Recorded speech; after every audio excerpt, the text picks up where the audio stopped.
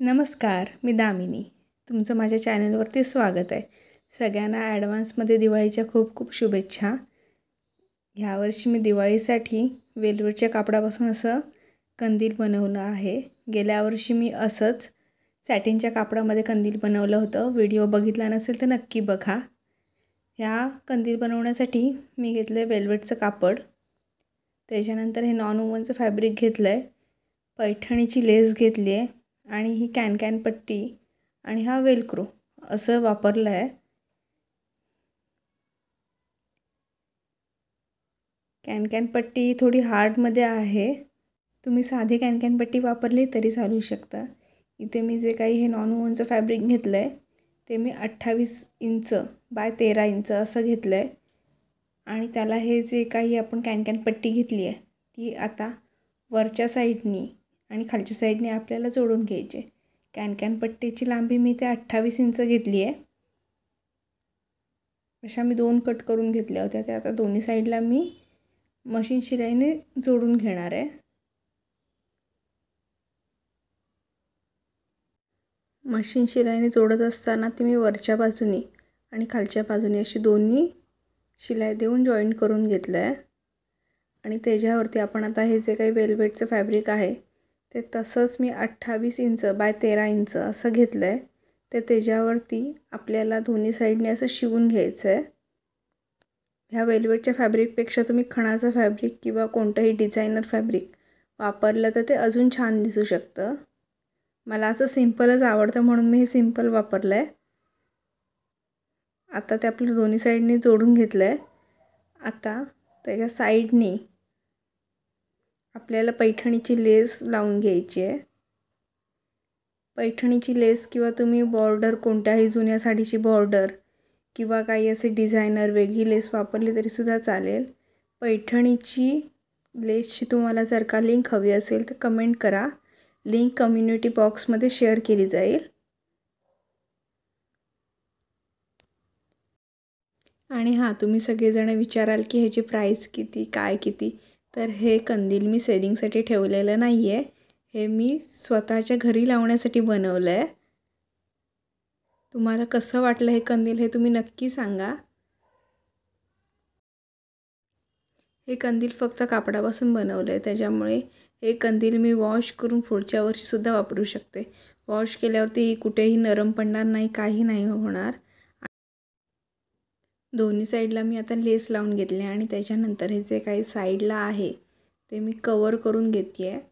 वेलवेटचं जरासं मार्जिन ठेवलं होतं मी, त्याच्यामुळे ते मला कवर करता आलं. आता कवर करून झाल्यावर आपल्याला त्याच्यावरती आपल्याला वेलक्रो लावून घ्यायचा आहे. तो वेलक्रो लावताना एका साईडने ते एकमेकांवरती येतील असं बघून आपल्याला लावायचं आहे. इथे मी एका साईडने खाली आणि एका साईडने वरती असा वेलक्रो लावून घेतला आहे.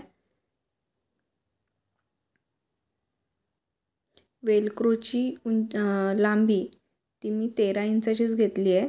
म्हणजे परफेक्ट आपली जी काही होती 28 बाय 13 अशा इंचाचं जे कापड घेतलं होतं त्याला फिट होईल अशीच मी वेलक्रो वापरलं आहे. तुम्हाला कमी जास्त किंवा मध्ये असे तुकडे करून वापरायचं असेल तरी तुम्ही वापरू शकता. इथे मी खाली लावला त्या बाजूला आणि आता ह्या बाजूला वरती लावून घेते आहे. कोणाकडे मशीन नसेल तर त्याने हाताने सुद्धा हे कंदील आपण तयार करू शकतो. चला आता वेलक्रोसुद्धा लावून झाला आहे. आता आपल्याला ह्याला डेकोरेट करायचं आहे. त्याच्यासाठी मी इथे खाली मल्टी कलरची लेस घेतली आहे आणि ती त्याच्यावरती अटॅच करून घेते. तुम्ही बीड्सची लेस, टॅसेल्स किंवा दुसरं काही असं हँगिंग करण्यासाठी बीड्स किंवा पॉम हे यूज केलं तरीसुद्धा छान दिसेल. आता इथे लेस लावून घेतल्यावर मी ह्या कंदिलाच्या वरच्या साईडला हँगिंगसाठी नॉट्स इथे स्टिच करून घेते. हँड स्टिच न करता मशीनने स्टिच करते आहे. इथे तुम्ही बघाल तर मी एका साईडनी लावून घेतला आधी, त्याच्यानंतर मध्ये थोडा गॅप ठेवून दुसरी लावून घेतली आहे, दुसऱ्या साईडनी लावून घेतलं आहे.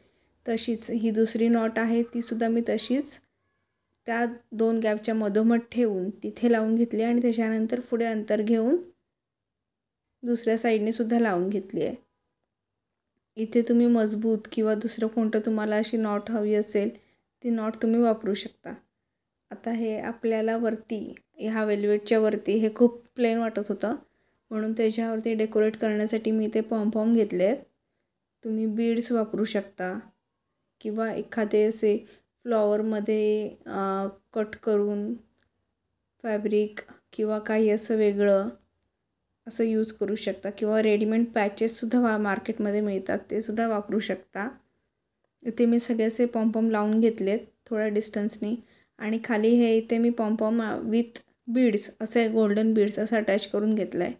आता हे आपलं कंदील तयार आहे.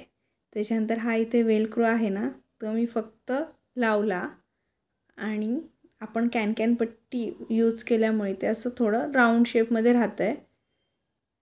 दाखवते तुम्हाला. हे बघा, तुम्ही बघू शकता कसं ते गोल राऊंडने राहिलं आहे. दिवाळीसाठी तोरण झालं, कंदील झालं. आता काय बनवू असा विचार करते. तुमच्याकडे काही आयडिया असतील ते नक्की शेअर करा. व्हिडिओ कसा वाटला ते नक्की सांगा. व्हिडिओ शेवटपर्यंत बघितल्याबद्दल खूप खूप थँक्यू.